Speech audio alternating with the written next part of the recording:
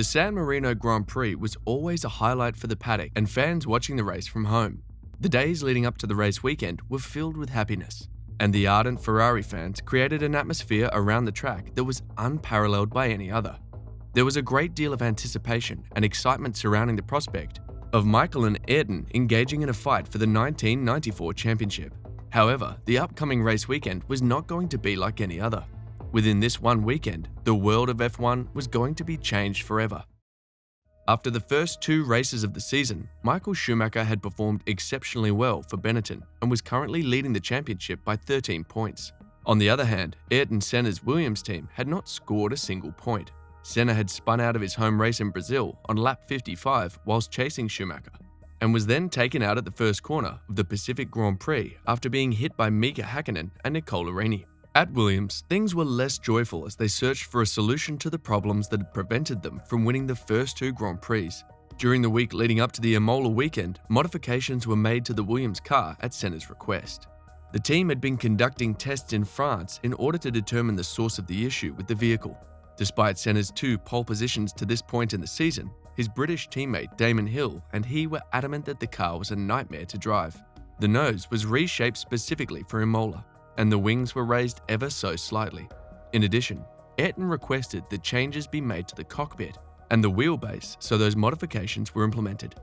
The design of the steering column was altered to accommodate Senna's preferences, and an extension was welded onto the existing steering column in order to make this change possible. Rubens Barrichello, who was Senna's protege, was driving for the Jordan team on the Friday before the race when he clipped a curb and crashed heavily at a speed of 225 km per hour at the Variante Bassa chicane. His vehicle went off the track, and after it went over the bank curbing, it flew through the air and crashed into the fencing, causing him to suffer a severe concussion. Barrichello was extremely fortunate to escape the incident with only minor injuries. He had suffered a broken nose, preventing him from participating in the weekend's activities any further. When the session resumed, Senna established himself as the fastest driver of the day.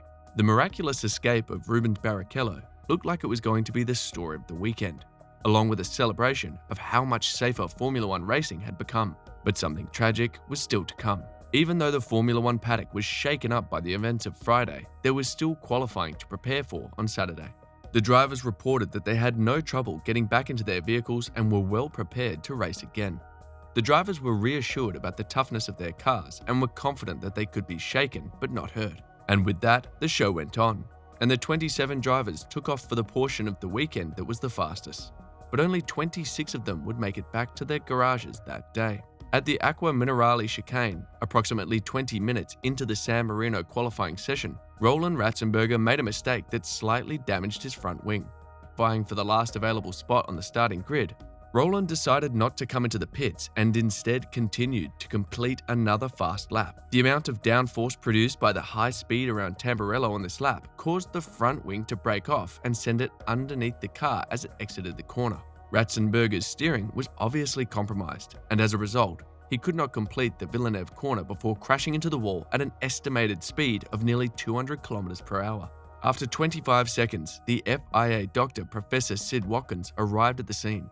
The Simtech driver's incident was very serious indeed. Ratzenberger was taken to the medical center in an ambulance and then flown to a hospital in Bologna. His heart continued to beat until he arrived at the hospital, at which point it came to a complete and permanent halt. At the hospital in Bologna, the medical staff confirmed that Roland Ratzenberger had passed away. At 2:15 p.m., it was announced that Formula One had lost its first driver at a Grand Prix meeting since Riccardo Paletti in 1982.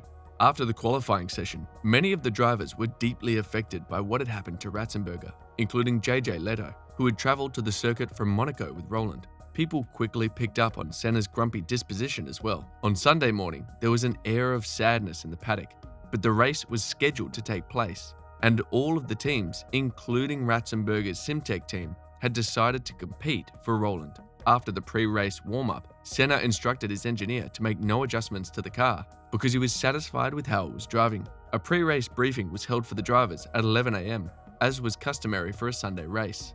In the meeting, Berger made a point about the pace car, which had just recently been introduced to Formula One. It was too slow. Many people saw the inclusion of a pace car on the formation lap as just a gimmick that had been imported from American racing. The first time the pace car had been used on the formation lap was at the previous round. As a result of the pace car's inability to maintain a sufficient speed, the drivers were unable to effectively warm up their tires. After reaching a consensus on the matter, the racers elected not to use the pace car during the formation lap. At the same time, the pre-race briefing was going on. Following a period of several hours during which they participated in sponsor events, gave interviews and prepared for the race, the drivers finally got into their vehicles and were ready to begin the Grand Prix. Unusually, Senna removed his helmet while in the car, and the television pictures, which were beamed around the world, showed that he was in a reflective mood. As the race cars pulled into their starting positions on the grid, everyone's attention shifted away from the terrifying events that had occurred over the previous 2 days and toward the thrilling race that was about to take place. The lights went out on a Grand Prix that would change Formula One forever. Within a few moments of the lights going out, there was a frenetic waving of yellow flags. JJ Leto, who was in 5th place on the grid, had become stuck and was unable to move away from the starting line. His parked Benetton was surrounded by a stream of cars, each of which was approaching at a faster speed. It was inevitable that one car would fail to see the stricken car. Pedro Lamy had started near the back in the 22nd. His Lotus smashed almost head-on to the back of Leto's Benetton. 9 spectators were hurt, some less serious than others, when flying debris, including a wheel, landed in the crowd. There was a concern too for Leto. He had just recently returned after being absent for some time due to an accident that occurred during testing at Silverstone and resulted in cracked vertebrae in his neck. Fortunately, neither of the drivers was hurt in the accident. The safety car came out for only the 3rd time ever after being introduced in the previous season. Senna felt that the speed of the car that leveled the playing field was insufficient, so he pulled up alongside in an attempt to encourage the driver to increase the rate of acceleration. However, his efforts were fruitless because the car was already traveling flat out. In the meantime, the tires and brakes of the F1 cars were losing their temperature. It took only 4 laps to clear away all of the debris, and the safety car was scheduled to come in at the conclusion of the 5th lap. The race was restarted, the 6th lap was completed without incident, but Schumacher was making progress in his pursuit of Ayrton's Williams. On the 7th lap, the unthinkable happened. At 190 miles per hour, Senna's car had gone off the track. He had been able to brake so that the impact of the speed with the concrete wall was 130 miles per hour. Senna was seen in several intrusive camera shots sitting perfectly still in his vehicle, not moving at all. Before Professor Sid Watkins arrived, 1 minute had passed at the location of the incident. The race was immediately red flagged. Many people thought it was the kind of accident from which a driver could walk away, and if the suspension parts had hit his helmet had been a couple of inches higher or lower, it is likely that Senna would have been able to walk back to the pits that day. Instead, Senna's fitness level was the only thing that prevented him from instantly passing away. The medical helicopter arrived and landed on the track, ready to transport Senna once efforts had been made to stabilize him. The race was restarted at 2:55 p.m. The terrible things that had happened over the weekend had not yet come to an end. On lap 48, there was another incident. This time, it was Michele Alvaredo in the pits. His tire came loose and careened down the pit lane, injuring 4 mechanics along the way. 2 of them worked for Lotus and the other 2 were from Ferrari. After that, it bounced onto the track, and by some stroke of good luck, it came to a stop before any other people were injured. In the end, Michael Schumacher won the Grand Prix, and he was joined on the podium by Mika Hakkinen in 3rd place and Nicola Larini in 2nd place. As soon as the podium ceremony was over, spectators exited the track, and there was a flurry of activity among the people in the paddock closest to Senna.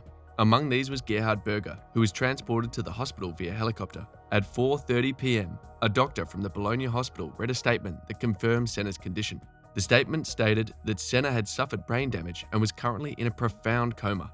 The next report was due at 6 o'clock. At 6:05, the doctor made a return. It was confirmed that Ayrton Senna had passed away. Ayrton Senna had passed away due to irreparable damage to his brain. It is impossible to fathom the magnitude of Senna's passing and the effect that the entire Imola incident had on the sport of motor racing. The San Marino Grand Prix marked a significant turning point in the history of the sport.